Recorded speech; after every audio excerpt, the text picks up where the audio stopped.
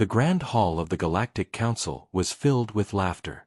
Bright banners of many alien empires hung above the marble floor, and thousands of delegates whispered among themselves. In the center stood the human ambassador, a tall man in a black suit, his hands steady even as the room mocked him.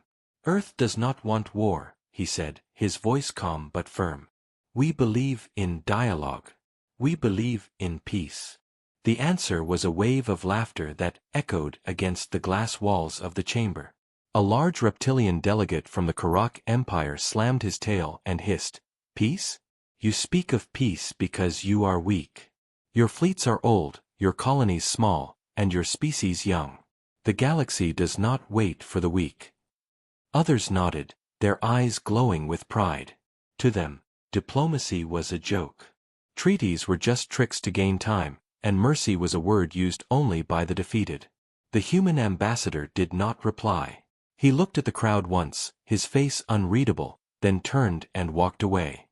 Behind his calm steps, a storm was building. In the quiet corridors of the station, a few alien officers exchanged uneasy glances. "They came to beg for peace," one whispered. "Or did they come to warn us?" No one had an answer. The council had already decided. The invasion fleets would move toward the Sol system within the year. In the dark corners of space, rumors started to spread. Traders spoke of strange movements near the Kuiper Belt. Mining ships reported unknown signals, low and heavy, like the heartbeat of a giant machine. An old admiral of the council, known for fighting in ancient wars, sat in silence as he read the reports. "What if they are just waiting?" he muttered. His voice trembled, but the younger officers only laughed. "Humans cannot fight us," they said. "They only talk." Weeks turned into months. Alien fleets drew closer to human colonies, their war banners bright against the black sky. 2 colonies near the edge of human space went dark without resistance. The council celebrated their easy victory, thinking the humans had no courage to fight. "See!" the Karak delegate shouted during a council session. "They do not even defend their own. They hide behind words." But not everyone was sure. Small species who traded with Earth began to send secret messages. They warned their captains to avoid the outer sectors. They told their families to stay away from the main trade lanes. Something was moving there, something silent and massive. A trader ship traveling near an empty system sent its last transmission. "The stars are gone. Something is blocking them." Then nothing. No signal. No wreckage. Just silence. Back on the council world, debates grew louder. Some wanted to crush Earth immediately. Others wanted to capture its leaders and make an example. But in the shadows, a few remembered the look in the human ambassador's eyes. Not fear, not desperation, but patience. On a cold night, a coded message arrived in the council's war chamber. It was short and without a sender. "Shadow approaching your border." The generals laughed it off as human propaganda, a last desperate bluff. They ordered their fleets to continue the advance. Yet, in the far edges of their territories, entire supply lines began to vanish without a trace. Patrol ships failed to return. A deep space station reported a sudden power surge, as if something had passed close to its reactor, then all lights went dark. One by one, the signs grew, but pride blinded them. To the Great Council, diplomacy was a weakness, peace was a delay, and humanity was a joke. But out there, in the silent void, a shadow was moving, a shape too large to be a ship, too silent to be a fleet, and too deliberate to be a myth. The human ambassador's last words before leaving the council played again on a secure channel. "We offered peace. You laughed. Remember this moment." The message ended. In the distance, on the edge of a nameless star system, a single alien scout ship turned its sensors toward a dark horizon, and for a heartbeat, it saw something vast block the light of the nearest sun. Then, the signal cut off. The trader ship, Silver Current, drifted through an empty star system, its engines quiet as it scanned for minerals. The crew was bored, talking about the growing war between the Council and Earth. "Humans will fold," the captain said, adjusting the navigation screen. "They always talk, never fight." But then the lights flickered. Outside the viewport, the stars dimmed for a moment, as if something huge had passed between them and the distant sun. The ship's sensors began to fail, one by one, their screens turning black. "What is that?" the navigator whispered. A shape, dark and massive, moved slowly across the void, too far to see clearly, yet too large to ignore. It made no sound, sent no signal. Then it was gone, leaving only silence and a cold fear that crawled under their skin. Word of this strange sighting reached the outer colonies, but the council dismissed it as a malfunction. They were busy gathering their invasion fleets. Hundreds of warships assembled in formation, their cannons gleaming, their admirals boasting about how quickly Earth would fall. "They think a shadow will save them," one Karak general laughed. "Let them hope. It makes their defeat sweeter."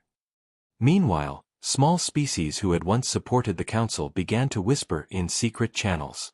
They had seen the same reports: the sudden loss of patrols, the silent sectors where ships entered but never returned. A mining convoy disappeared near the Frost Veil Nebula. An escort fleet sent a distress call: "Something is here, it is bigger than our sensors can measure." Then static. On the council world, politicians ignored these warnings. They held grand speeches about honor and control. To them, this was the perfect chance to show their power to the galaxy. "Crush the humans," one senator shouted, "and the others will never dare resist again." But in the deep space command rooms, a few old officers began to worry. They remembered old Earth records, whispers of secret projects that the humans had started after their last war.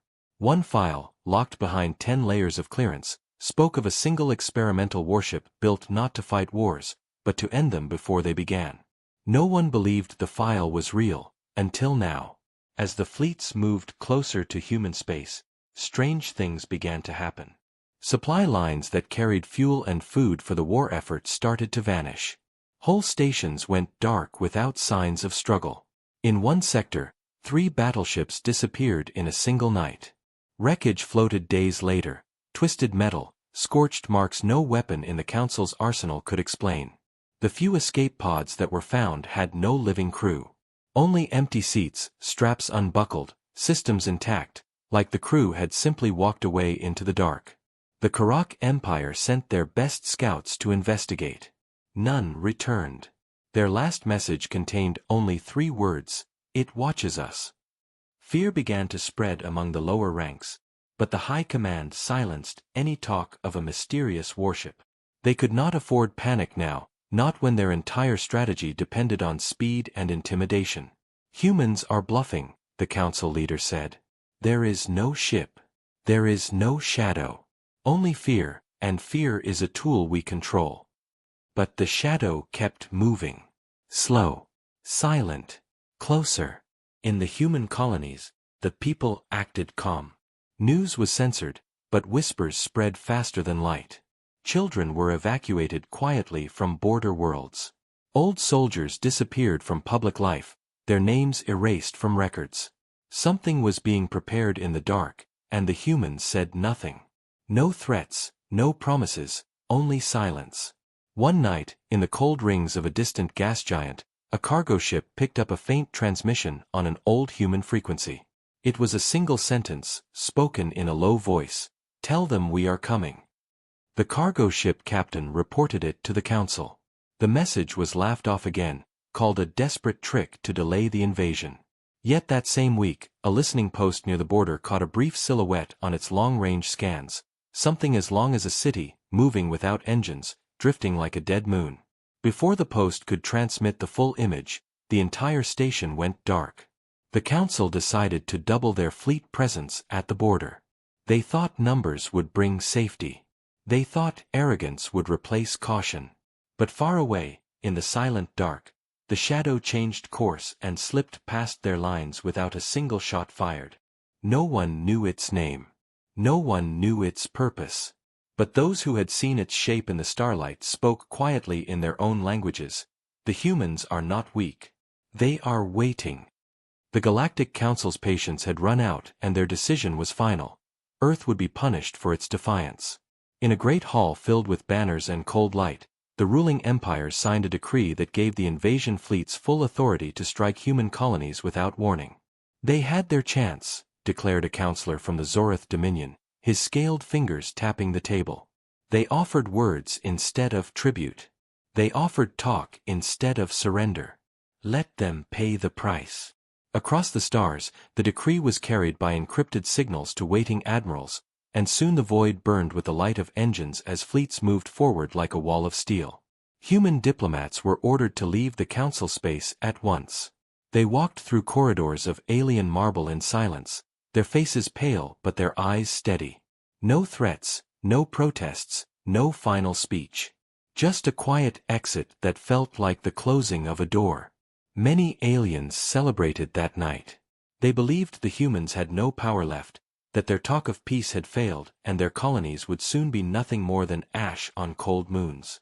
But far from the bright cities of the council, in the lonely sectors where stars were dim and the void was thick with dust, strange things continued to happen. A fuel convoy meant to supply the first wave of the invasion vanished without sending a single distress call. Weeks later, a rescue team found the convoy ships drifting empty, their hulls scarred with long black marks that did not match any known weapon. Not a single body was found, only floating helmets and broken tools. The council blamed pirates. They blamed human rebels. They blamed anything except the one possibility that some older captains whispered in secret, that the humans were not retreating but preparing. In the council chambers, new plans were drawn. They promised quick victory, easy conquest, and endless resources from Earth's worlds. "Strike hard and fast," said the Karak general, his jaws clicking. "Show them their place before they find courage." But a few remembered the first human ambassador's warning: peace is our choice today. Tomorrow may belong to someone else. The first attacks began. Small human colonies near the border were surrounded and silenced. Some surrendered, some were evacuated, some simply went dark without any sign of resistance. Council media called it proof of human weakness. "They flee like insects," the broadcasts said. "Soon their core worlds will kneel." But in the shadows of those very sectors, something vast was moving. Reports came from frightened traders, stars disappearing for hours, communication blackouts spreading like storms, outposts cut off from each other as if the void itself had come alive. One scout captain recorded a brief image on his dying sensors, a massive shape with no lights, no identification, only a trail of broken satellites behind it. His final transmission was a whisper: "It is watching us." Back on the council homeworld, arguments turned bitter. Some senators demanded more fleets. Others warned that they were being drawn into a trap. "Every convoy lost weakens us," said Admiral Torin, the oldest among them. "Every silent station is a message we refuse to hear." But his warnings were ignored. The council was too proud, too hungry for a quick victory. They sent more ships, more supplies, more soldiers, throwing them into the black corridors of space where signals died and maps failed. One evening, in a hidden human command center buried under Europa's ice, a young officer received intercepted council orders. He smiled faintly and handed the data to his superior. "They think we are broken," he said. The officer's commander only replied, "Good. Let them think." In the third month of the campaign, the first major disaster struck the invaders. A fleet of 50 warships sent to secure the Frost Belt was found days later scattered like toys, their cores ripped open, their weapons torn apart. There were no survivors. The black marks on the hulls were the same as before. Long, precise, clean, as if something had passed through them like a blade of light. Panic started to whisper even in the upper halls of power. "How could this happen?" the leaders asked. No human fleet was reported in the area. No distress calls from the enemy. Only silence. The council responded with more threats, more anger, more promises of swift destruction. But the shadow kept moving, silent and unstoppable. Those who still believed in diplomacy began to fear that the window for peace had already closed. They remembered the first meeting in the Great Hall, the laughter, the insults, the words thrown like stones. And now, somewhere beyond their reach, that same quiet human ambassador was likely watching, waiting, letting the galaxy choke on its own arrogance. The ruins floated silently in the dark. Where once a proud alien armada had gathered, now only fragments of steel and shattered hulls drifted like frozen corpses. A lone battleship, damaged and limping, moved through the wreckage, its captain staring at the impossible sight before him. 50 ships, armed and ready, had been erased in less than an hour. There were no scorch marks from plasma, no missile trails, no sign of a traditional battle. It looked as if some invisible hand had crushed them and left their remains to whisper warnings to the void. The captain activated his recorder. "This was not pirates," he said, his voice shaking. "This was not an accident. Something is out here." As his message began to upload, the sensors went blind, one after another, until the ship floated in total silence. A shadow passed across the viewport, blocking the distant sun for a heartbeat. He saw the outline then, vast, sharp, unnatural, before everything turned black. Across the galaxy, news of the destroyed fleet reached the Council. The first official reaction was denial. "A meteor storm," one spokesperson claimed. "An engine malfunction," said another. But in the war rooms, the truth began to leak. A ship had done this. A single ship. Reports matched the same unknown pattern: the long black scars, the vanished crews, the silent systems. Some called it a ghost. Others whispered its real name: the Titan-class human warship, a legend that was never meant to exist. Built in secret, hidden in the cold edges of the solar system, it was said to carry weapons no treaty allowed and shields no known force could break. The Council called for an emergency meeting. Generals shouted. Senators demanded blood. "Destroy it before the others believe their lies," cried the Zoreth High Commander. But none of their fleets could find the shadow. It moved with purpose, cutting through supply lines, striking only where it hurt the most, and then vanishing before a counterattack could even form. For the first time in centuries, the great empires felt hunted. In a small mining colony near the border, workers watched the sky turn red as the horizon filled with alien ships. They had been told they would be saved, that the Council would protect them from the human threat. Instead, they saw those same warships break formation and scatter when a dark shape appeared between the moons. It did not fire at first. It did not send warnings. It only waited, a giant silhouette against the stars, until the fleet panicked and opened fire. What followed was not a battle. It was a lesson. Blue beams of energy cut through space, bending unnaturally before they struck. Missiles vanished mid-flight as if swallowed by the void. Entire cruisers folded in on themselves, their cores ripped apart without explosions, their crews gone before alarms could sound. In less than 10 minutes, the invasion fleet was gone. Only the mining colony remained, untouched, its people staring in silent terror as the shadow turned slowly, scanning them, and then disappeared into the black without a word. The Council broadcasted the footage to rally their allies, but the plan backfired. Smaller species saw the truth. This was no trick, no myth. Humanity had a weapon they could not match. In secret, envoys from lesser worlds began to contact Earth, offering trade, offering alliance, offering silence in exchange for survival. The Council raged at the betrayal, but their grip was slipping. Fear was a stronger language than orders. Messages flooded the human networks, some begging for mercy, some demanding answers. Earth said nothing. Only one transmission was ever confirmed, sent from the warship itself to a neutral relay station: "You mocked our peace. Now see our shadow."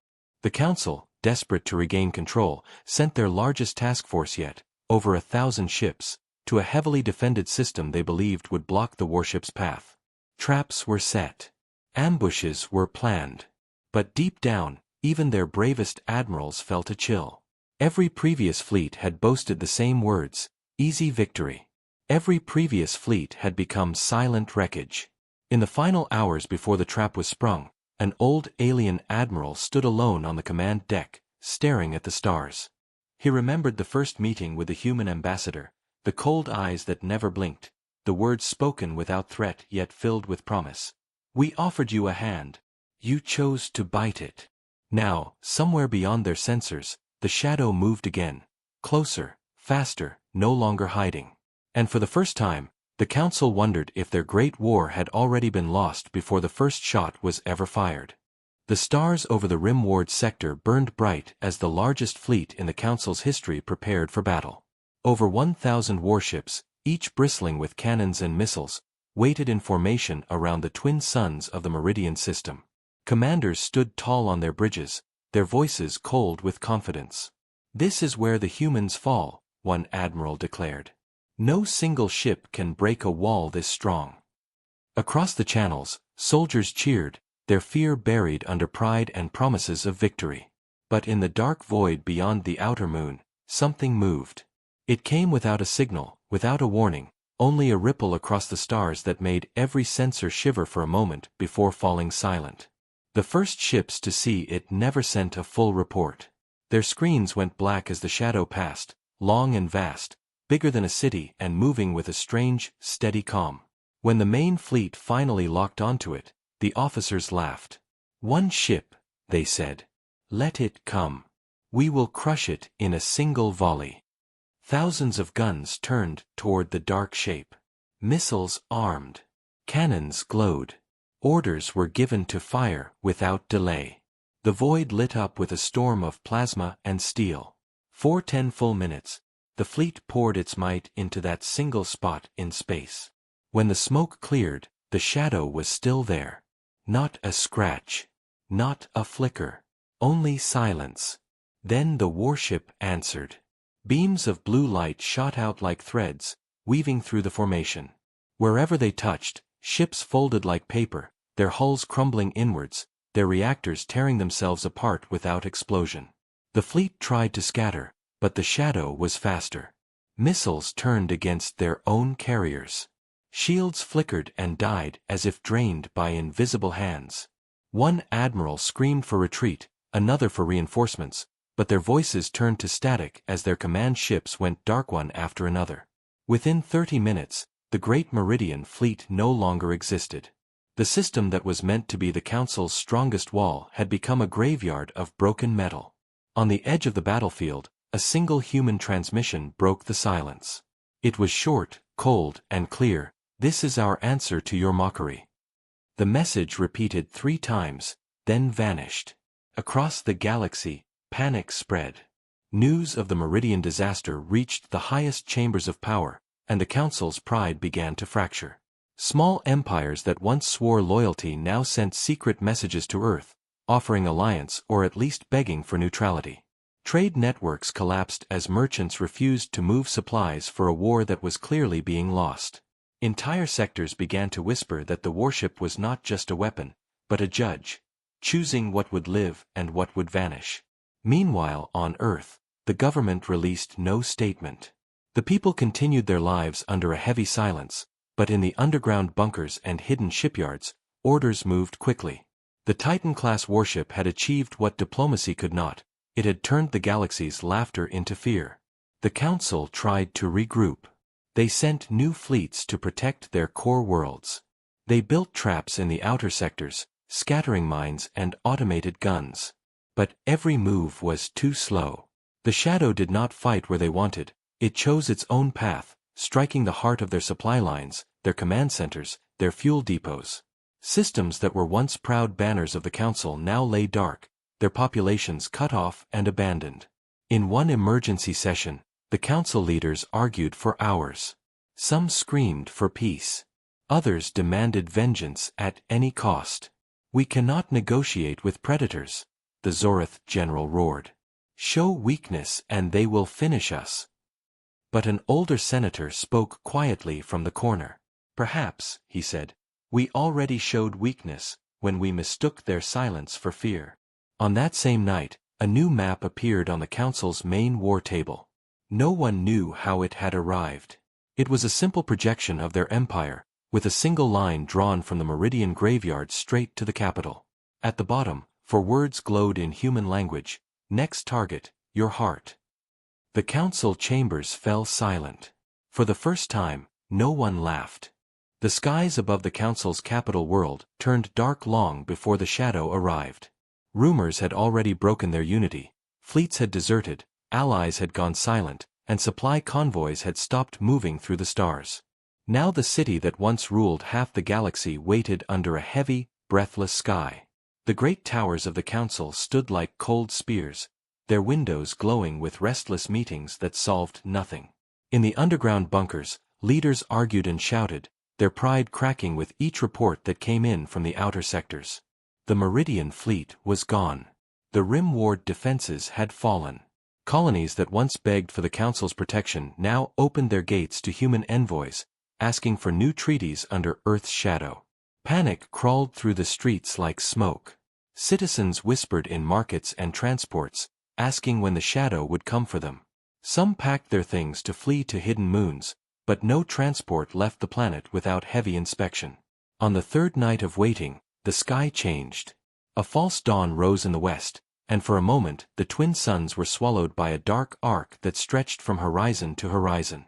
It was not a storm. It was not a moon. It was the Warship. Massive, silent, and unhurried, it slid into orbit with the patience of a predator that already owned the hunt. Entire defense grids turned their weapons toward it. Thousands of cannons locked on its hull. The order to fire was given, but the officers hesitated. Reports from Meridian still haunted them. No weapon had pierced the shadow there. Would their guns make any difference now? The council leaders tried to speak with one voice. "Hold your fire," the Grand Speaker commanded. "Open communication. We will demand their retreat." A transmission was sent, polite and formal, asking the humans to leave or face the consequences of a full galactic retaliation. The warship did not answer with words. Instead, it released a low hum that vibrated through the planet's crust, making towers tremble and streets crack. Lights went out one district at a time, plunging the capital into waves of artificial night. Panic erupted. Civilians ran for underground shelters. Soldiers shouted orders they no longer believed in. The Grand Speaker demanded the defense fleet attack, but half the ships never powered their engines.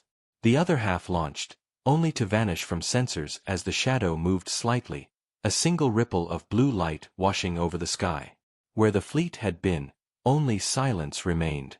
Inside the council chambers, fear finally broke the pride that had ruled them for centuries.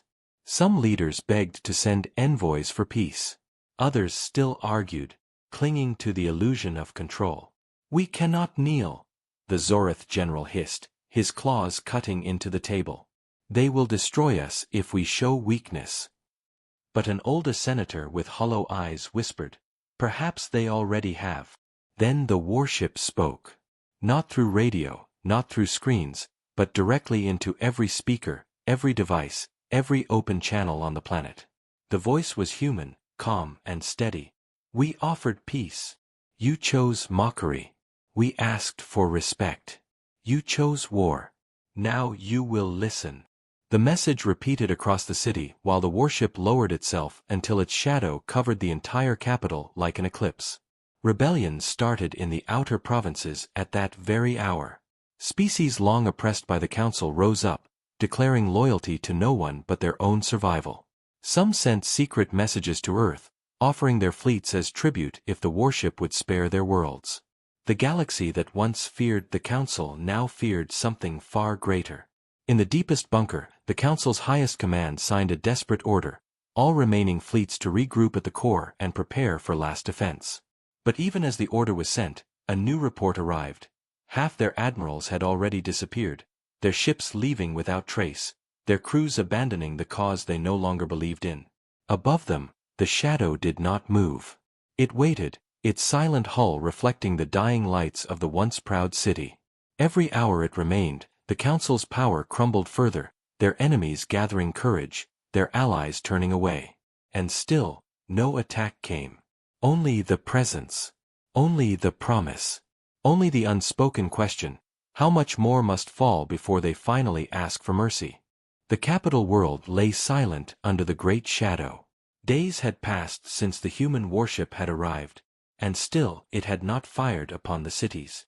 It did not need to. Its presence alone was enough to bring an empire to its knees.